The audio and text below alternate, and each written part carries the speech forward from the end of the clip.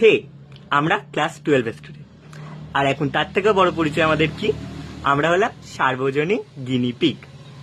মানে আমি সারপ্রাইজ পেতে খুব পছন্দ করি, কিন্তু এতটা লিমিট থাকা দরকার না। মানে সেই ক্লাস 7 থেকে শুরু হয়েছে লকডাউনে অনলাইন পরীক্ষা।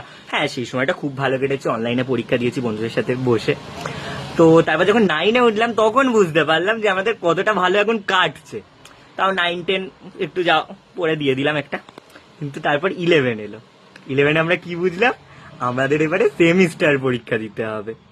আচ্ছা, সেমিস্টার পরীক্ষাটা বেসিক্যালি কি? সেমিস্টার পরীক্ষাটা হচ্ছে মানে তুমি পরীক্ষার ডেট জেনে যাবে কিন্তু সিলেবাস পাবে না, সিলেবাস পেয়ে যাবে বই পাবে না। তাও একটা চলে যাচ্ছিল ওইভাবে, মনে কষ্টে করে নিচ্ছিলাম। কিন্তু এত ভালো হলে হয়? সিলেবাসটা একটু চেঞ্জ না করলে হয়? আর একটু চেঞ্জ না, পুরোটাই চেঞ্জ। পুরোটা চেঞ্জ করে দিলে, এমন চেঞ্জ করলো যে স্টুডেন্ট কেন টিচাররাও বুঝতে পারছে না যে কি প্রশ্ন আসতে পারে আর কি প্রশ্ন আসতে পারে না।